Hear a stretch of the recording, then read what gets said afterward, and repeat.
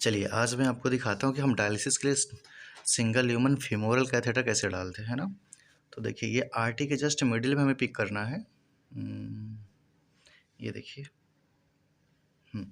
Just RT के just अंदर side में डालना होता है, हल्का आरटी से जस्ट ऊपरी हिस्से में फेमोरल वेन होता है, हमें इसे फेमोरल वेन में डालना होता है। जब हम डायग्राम समझ देखेंगे तो हम ये समझ पाएंगे कि हमें डालना कहाँ होता है ना। आरटी को फील करके जस्ट उसी के सहारे हमें जाना होता है। तो ये देखिए थोड़ा सा और अंदर जाना होगा क्योंकि यहाँ पे थोड़ा सा डीप होता है। हाँ ये देखिए हमें ये चेक करना होता है ना। अगर आरटी होगा तो प्रेशर से सिरिंज को खुद से बाहर की ओर खींच फेंकेगा, है ना। ये देखिए आप, मतलब कि ये वे ठीक तो है, लेकिन डॉक्टर साहब को समझ में नहीं आ रहा कि ये करना क्या है आगे, क्योंकि अभी जब कोई नया होता है तो उन्हें समझ में नहीं आता कि कभी-कभी ना कि हमें आगे क्या करना है। तो अब ये हमें ही डालना होगा आगे, है ना। तो बाकी ये तो क्लियर है कि हाँ, लग रहा है कि हाँ वेनस में ही गया हुआ है, क्योंकि आरटी पीक नहीं होनी चाहिए। अगर आरटी पीक होगा तो फिर वो आपको दिक्कत करेगा, तो इसलिए आपको देखिए अब इसको और भी चेक करना होता है। देखिए जैसे डॉक्टर साहब को पीछे किया जा रहा है, क्योंकि सिरिंज निकालेंगे कभी कभी अगर आरटी है तो वो कस के फुहारे के साथ ब्लड निकलता है बाहर, है ना। तो मैंने ये देखिए गाइड वायर में डाल रहा हूँ, गाइड वायर मैंने डाल दिया इसमें। हाँ, गाइड वायर डालने के बाद आपको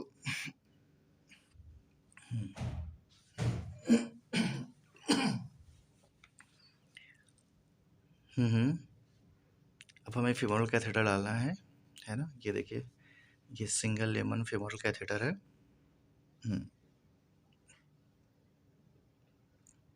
ये देखिए अब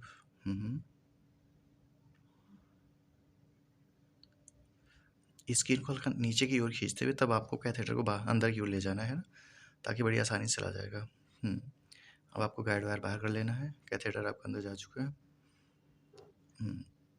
और इसके बाद भी हमें चेक करना है एक बार, ताकि क्लियर और हो जाए। कभी कभी क्या होता है ब्लड प्रेशर कम होता है तो हमें नहीं पता चलता है कि वो आरटी है या फिर वेन, तो इसलिए फिर से हमें चेक करना होता है।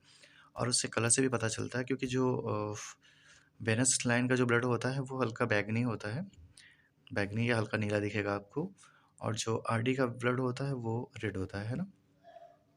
वैसे तो ठीक है, लग रहा है एकदम वेनस है वो, है ना। चलिए उसके बाद उसमें एनएस पुश कर देना होता है ताकि वो क्लाट ना हो, क्योंकि डायलिसिस में अगर समय है आपके तो आप उसमें ज़रूर एनएस पुश कर दीजिए आप, है ना, ताकि सलाइन पुश रहेगा तो वो ब्लड क्लाट नहीं होगा उसमें। देखिए ये तो हो गया, अगर आप सिंगल ह्यूमन अगर आप डाल रहे हैं तो ये आपको फिर वीगो डालना होगा, 16 नंबर का एक वीगो डालना होगा ब्लड को इन करने के लिए। ये क्या है, फेमोरल कैथेटर सिंगल ह्यूमन है, आप इससे ब्लड को बाहर तो ले लेंगे, इन करने के लिए आपको 16 नंबर का वीगो डालना होगा। तो देखिए राइट साइड हाथ में ऊपरी साइड में आपको लगा हुआ है 16 नंबर का वीगो, है ना। तो हम उससे क्या करेंगे, ब्लड को इन कर देंगे और यहाँ से वो कर देंगे। अब इस कैथेटर को अच्छे से पैक कर देना है। देखिए विटाडीन थोड़ा सा ले लेना है गाद पीस में, ताकि वो इन्फेक्टेड ना हो, क्योंकि कभी कभी पेशेंट जब एडमिट होता है तो हमें ज़्यादा दिन तक डायलिसिस के लिए वो रखना होता है, 1 हफ्ते या तो फिर 4 दिन 5 दिन, है ना।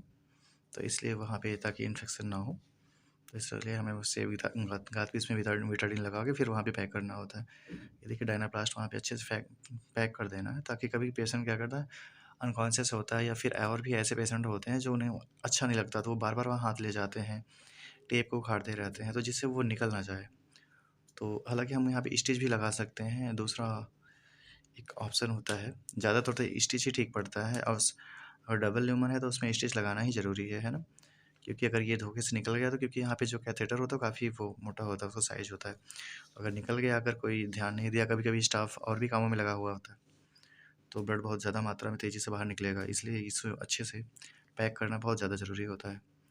अब ये हमारा कैथेटर पड़ चुका है तो हम इसमें अब डायलिसिस कनेक्ट कर सकते हैं, है ना। ये देखिए अच्छे से पैक हो गया। तो आज के लिए बस इतना ही।